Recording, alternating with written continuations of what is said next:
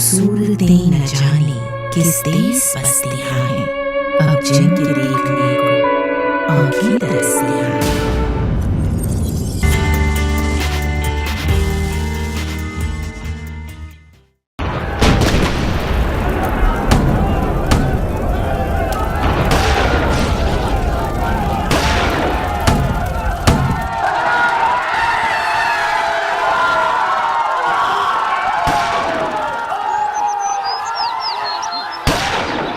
غضب کرتے ہیں، آج کل کا ماحول ایسا نہیں ہے کہ اب سنت کی داڑھی، کرتا پاجامہ اور ٹوپی پہن کر بے دھڑک نکل پڑے اور ریل میں سوار ہو کر سہارا سے دلی تک پہنچنے کی کوشش کرے۔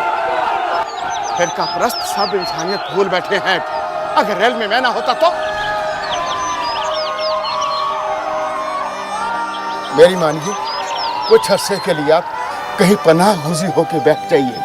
جس وطن کی آزادی کے لیے میں نے جدوجہد کی، جیل گیا، قربانیاں دی، آج اسی وطن میں میں چھپ کے جی، یہ مجھ سے نہیں ہو سکے گا۔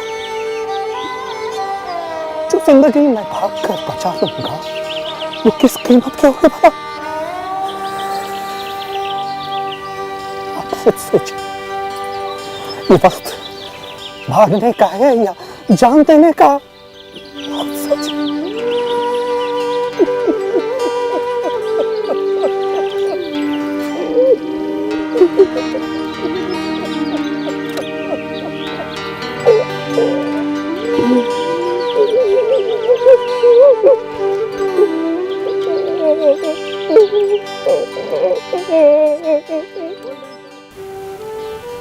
آداب ناظرین، آج ذکر مولانا حفظ الرحمان کا۔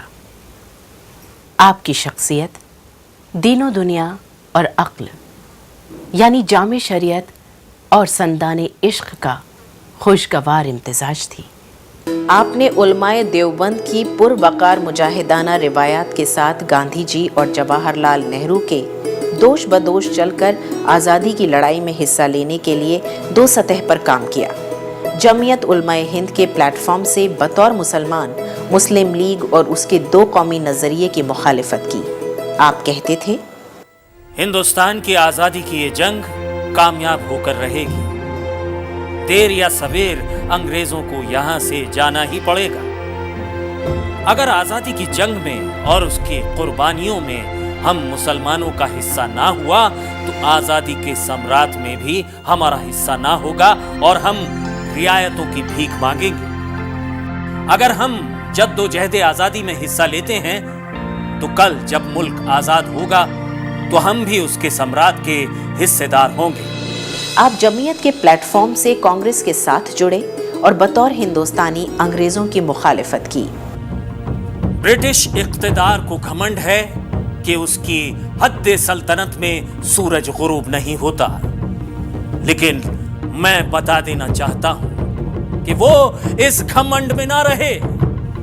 یہ سورج نہیں بلکہ دست قدرت کی وہ ٹارچ ہے جو رات اور دن برٹش استبداد اور آمیریت کا تعاقب کر رہی ہے کہ کہاں آج یہ نہتے انسانوں پر ستم ڈھا رہے ہیں اور کہاں آج اپنی غلامی کا بوال غریبوں کے سر پر تھوپ رہے ہیں۔ انگریز مخالف تحریکوں میں پیش رہنے کی وجہ سے 1920 سے 1947 کے عرصے میں آپ 6 بار جیل گئے اور عمر کے لگ بھگ 8 سال جیل میں گزارے۔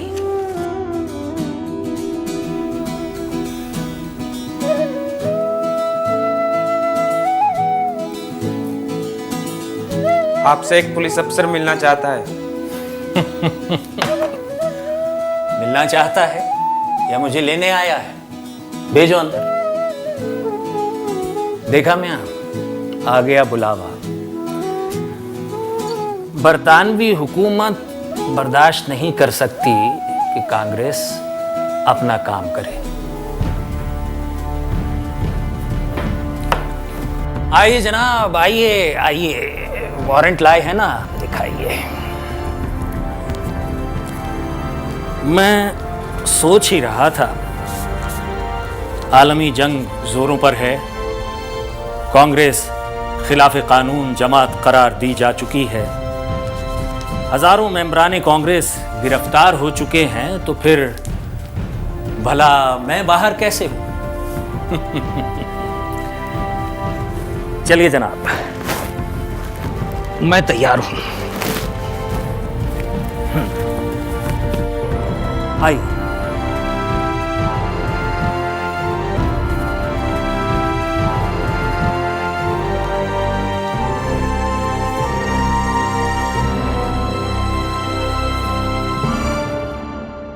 आपका असल नाम मुइजुद्दीन था, लेकिन आप अपने तारीखी नाम हिफ्जुर रहमान से मशहूर हुए।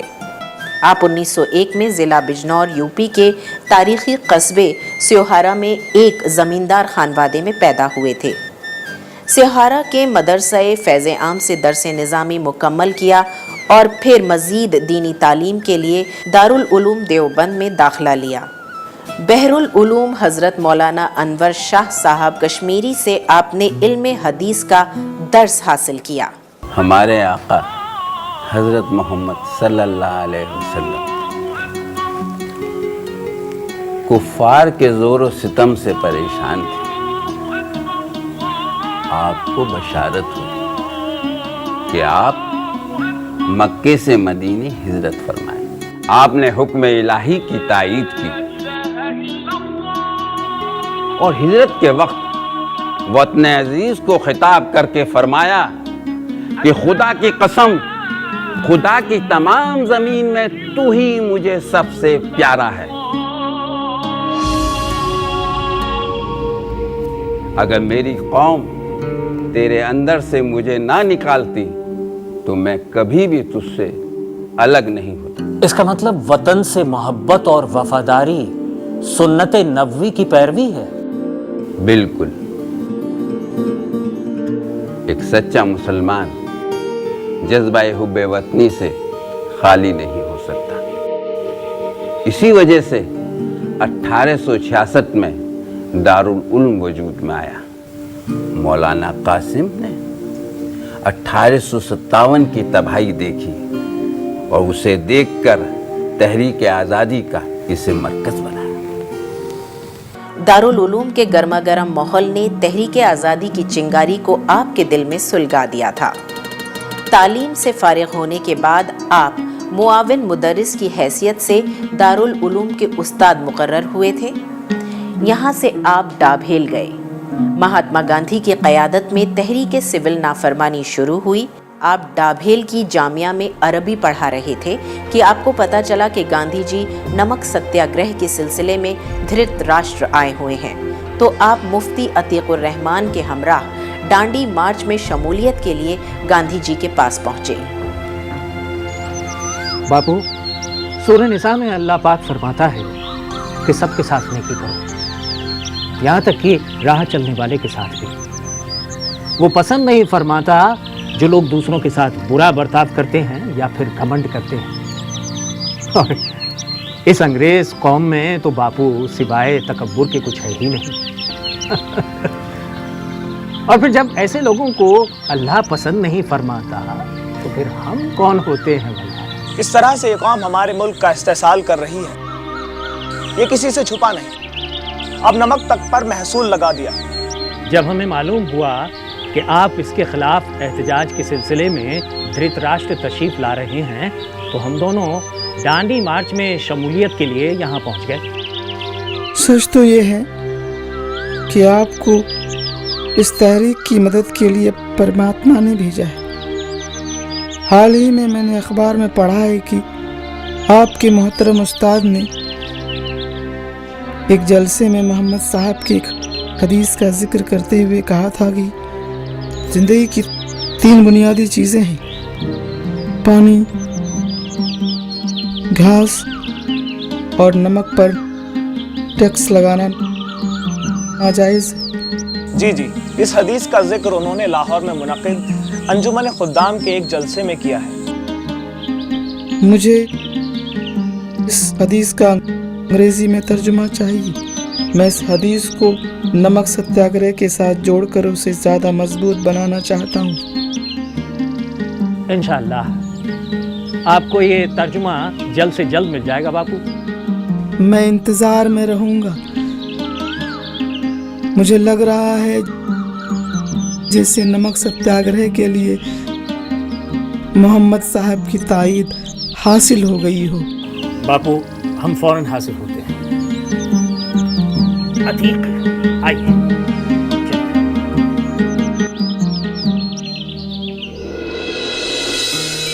आपने गांधी जी की क़यादत में डांडी मार्च में शिरकत की। 1942 में बम्बई में मौलाना आज़ाद की सदारत में इंडियन नेशनल कांग्रेस का इजलास होना तय पाया। 8 अगस्त 1942 को इंडियन नेशनल कांग्रेस ने क्विट इंडिया की तजवीज़ पास की। इसी रोज़ शब को मौलाना अबुल कलाम आज़ाद, पंडित जवाहरलाल नेहरू और वर्किंग कमेटी के तमाम मेंबर्स गिरफ्तार कर लिए गए।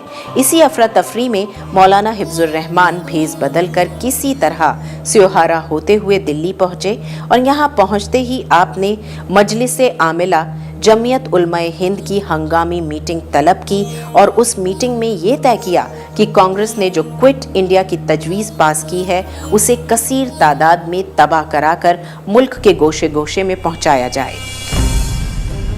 हिंदुस्तान खाली करो, अंग्रेज इस मुल्क के नज़्मो नस्क से फौरन दस्तबरदार होकर यहाँ से सिधारे और हमें हमारे हाल पर छोड़ दे। Damn it! British government 9 August early morning में सारा कांग्रेस वर्कर को उनके घर से बिस्तर से सोते में उठाकर गिरफ्तार कर चुका है। फिर ये पैम्फलेट किधर से आया? कांग्रेस वर्कर की अरेस्ट के लिए बॉम्बे गवर्नमेंट ने जो डिबेट खड़ी की थी, ये शायद उसी का रिजल्ट कहा जा सकता है। What do you mean? Bombay government के मुताबिक उसकी जेलों में पूरे मुल्क से आए कांग्रेस वर्कर समा नहीं सकते, लिहाजा जो जिस सूबे का होगा उसे वहीं की गवर्नमेंट गिरफ्तार करेगी। एज ए रिजल्ट ऐसे ही कई कांग्रेस वर्कर मुंबई से निकल भागने में कामयाब हुए और उन्हीं में से एक है जमियत उलेमाए हिंद का मेंबर मौलाना हिफ्जुर रहमान। और वो यहाँ से भेस बदल कर निकल गया, दिल्ली पहुंचा और जमियत के अपने साथियों के साथ मिलकर क्विट इंडिया रेजोल्यूशन पब्लिश और डिस्ट्रीब्यूट कराया।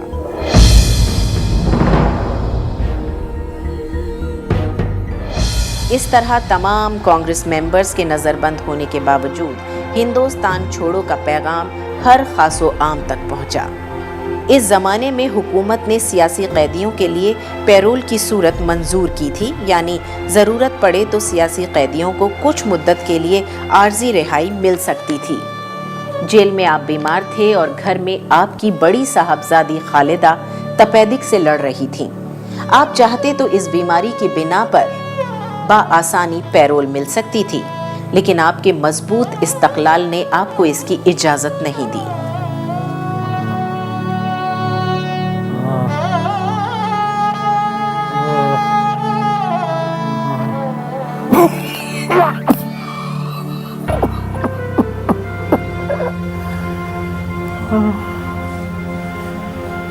मेरे से खता है, खालिदा की हालत मत से बदतर होती जा रही है। अल्लाह खैर करे मौलाना, वहाँ आपकी साहबजादी की तबीयत अलील है और यहाँ आप इस बिना पर आपको लंबी आर्जी छुट्टी मिल सकती है। नहीं नहीं नहीं नहीं क्यों? इतना सख्त आपके सर में दर्द उठता है कि यहाँ घंटों तड़पते रहते हैं। सब लोग आपको देखकर घबरा जाते हैं। मौलाना फिर आपको अपनी साहबजादी की भी फिक्र लगी रहती है। मेरे दर्द सर, मेरी बेटी की तपेदिक का कुछ भी अंजाम हो, लेकिन मैं हुकूमत से रियायत हरगिज़ न लूँगा, हरगिज़ न लूँगा।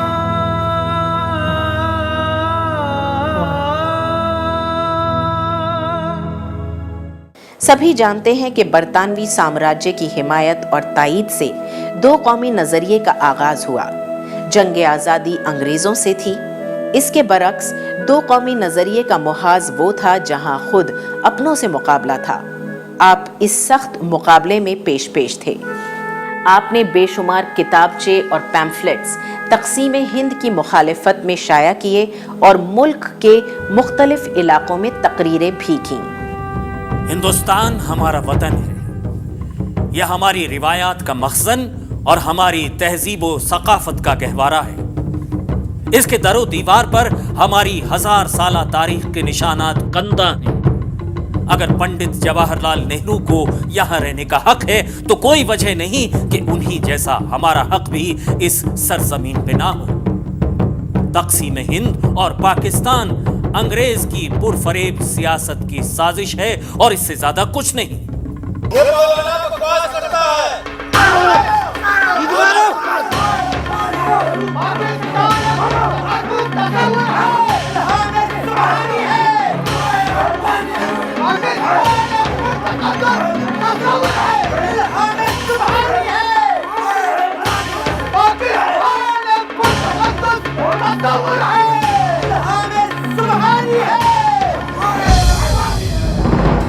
अंबेडकर की क़यादत में आज़ाद हिंदुस्तान का सेक्युलर आइन तैयार करने वाली कमेटी के आप मेंबर थे। एक मीटिंग में सेक्युलरिज्म पर अपने नजरिए की वजाहत करते हुए फरमाया, मजहब की बुनियाद पर यहाँ का दस्तूर और कानून मुल्क के रहने वालों के माबैन कोई तफरीक नहीं करेगा। इस मुल्क में बसने वाली छोटी से छोटी यहाँ तक के 3 आदमियों की अक़लियत को भी वही हुकूक हासिल होंगे जो यहाँ के 90% अक्सरियत को हासिल होंगे। 15 अगस्त 1947 को मुल्क आज़ाद हुआ और 2 लख्त भी, यानी पाकिस्तान को बनना था और पाकिस्तान बना। आज़ाद हिंदुस्तान के झंडे लहराने लगे और आज़ादी के तरानों से फ़िज़ाएं गूंजने लगीं। इन्हीं दिनों मौलाना की साहबजादी खालिदा की तबीयत, जो 3 साल से तपेदिक के मर्ज में मुब्तला थी, ज़्यादा ख़राब हो गई। 3 सितंबर 1947 को वो मफारकत अबदी का दाग देकर दुनिया से रुखसत हो गईं। मौलाना इस वक्त स्योहारा में थे। साहबजादी के इंतकाल के दूसरे रोज़ आपको खबर मिली कि दिल्ली फ़िरका वाराना फसाद की लपेट में आ गई है। आपने उसी रोज़ सामान बांधा और दिल्ली के लिए निकल पड़े।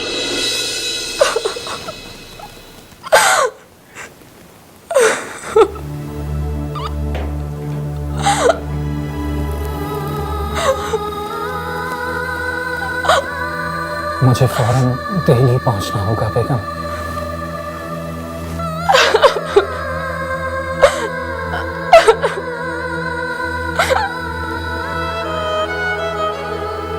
इन्ना लिल्लाहि व इन्ना इलैहि राजिऊन। जिसका माल था उसने वापस ले लिया, इसमें तुम्हारा क्या कसूर? मैं इस बात पर यकीन रखती हूँ, मगर ऐसी भी क्या आफत आ गई कि बेटी को गुजरे 1 दिन हुआ है और आप जाने को तैयार हैं। कम अज कम हमारे गम के आंसू खुश्क तो होने देते।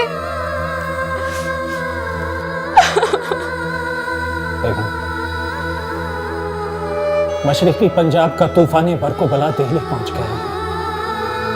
दिल्ली के मुस्लिम आबादी के इलाके आग के शोलों में लिपटे हैं। वहां खून की नदियां बह रही हैं। ऐसे में आप वहां जाएंगे? बेगम,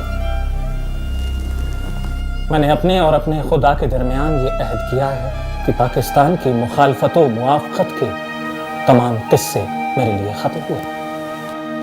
अब हर मसलूम, हर परेशान हाल, हर मुसीबत सदा की इमदाद करना मेरा फ़र्ज़ है। वो चाहे कोई भी हो और उसका साबिक किरदार कुछ भी रहा हो।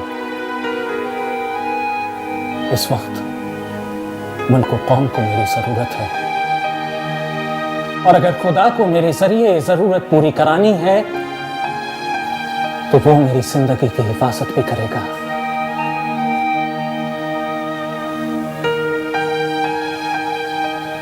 आप फिक्र ना करें, बस दुआएं करें। मुल्क को दुआओं की सख्त जरूरत है बेगम।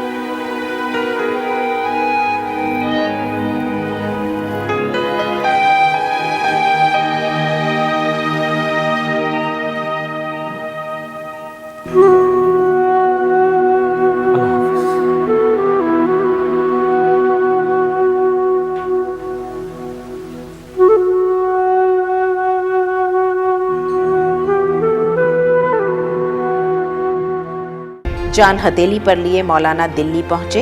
इन हालात में जमीयत उलमाए हिंद के कुछ रजाकारों को हुकूमत ने स्पेशल पुलिस का दर्जा दिया था।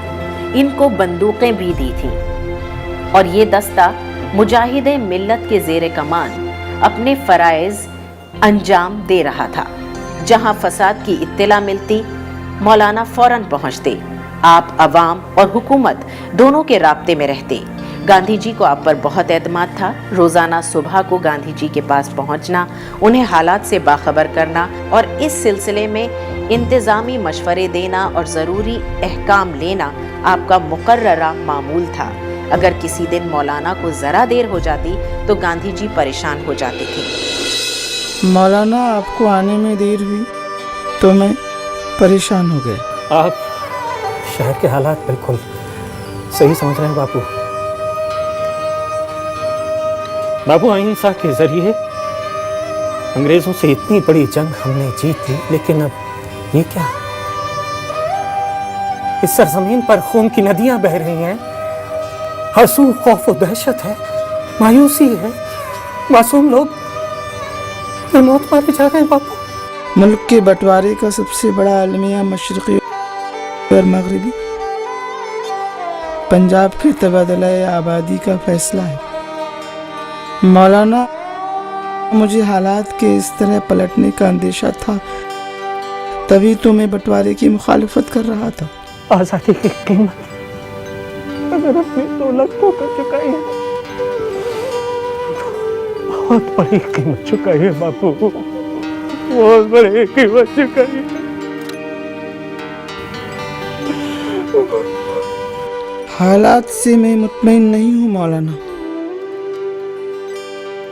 लगता है मुझे मरण व्रत रखना पड़ेगा। आपका आखिरी हथियार। ठीक है बापू, मुझे इजाजत दें।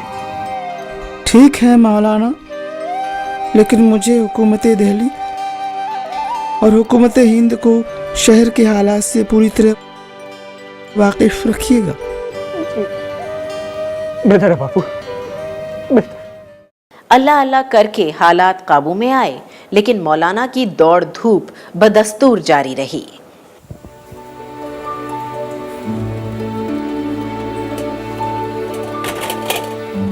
अभी आए हुए देर नहीं हुई और आप फिर जाने को तैयार हैं। बेग साहब के बच्चे का स्कूल में दाखिला करवाना है। काश आपने अपनी औलाद की साख्त बर्दाश्त और देखभाल के लिए भी वक्त निकाला होता। खुदा के लिए मौलाना का भी आराम भी कर लिया कीजिए। बेगम, इस वक्त हिंदुस्तान में 4 करोड़ मुसलमान हैं। वो सब मेरी औलाद हैं। ये सब वो हैं जो फिरकावारियत झेल कर बुरी तरह एहसास कमतरी का शिकार हो चुके हैं। मुझे इनके मुस्तकबिल के बारे में सोचकर ही हौल छूटने लगते हैं बेगम। मैं आराम कैसे कर सकता हूं? मुझे इनकी रहनुमाई और निगहबानी के फराइज अंजाम देने हैं। आप तो जानती हैं बेगम कि कुरान हकीम और तसनीफ व तालीफ हमारे पसंदीदा शगल हैं, लेकिन हंगामी मसरूफियात पर वो तक कुर्बान हो गए। काश मेरे हालात मुझे इसका मौका दें कि मैं अपने पसंदीदा काम की तरफ लौट सकूं।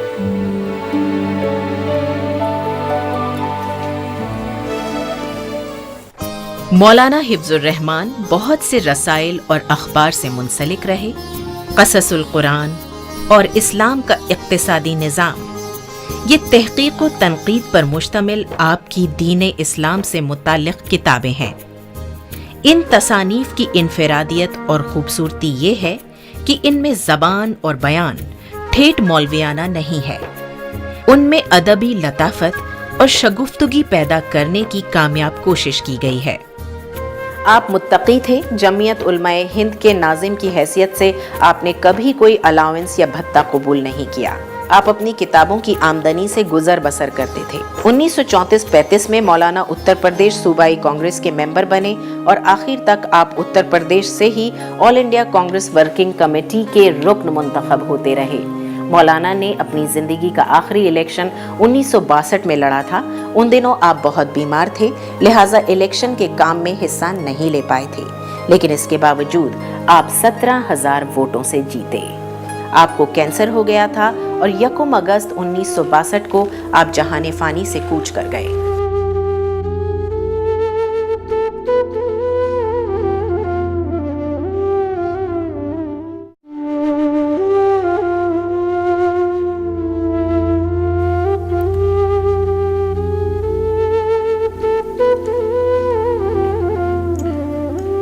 कहाँ गए वो लोग जिन्होंने अपनी जिंदगी के बेहतरीन साल तहरीके जंगे आज़ादी को दिए, जिनके लिए न दिन दिन था न रात रात, जो पल में अमर हुए और पल में धुआं बन गए। अगर किसी ने उनके साथ वफा की तो धूल में अटे तारीख के पन्नों ने, कि कम से कम उनका नाम तो महफूज रखा। कारनामों से पुर मगर धूल खाते तारीख के इस पन्ने को सलाम, मौलाना हिफ्जुर रहमान को सलाम। वो सूरतें न जाने किस देश बसतियां हैं, अब जिनके देखने को आंखें तरसतियां हैं।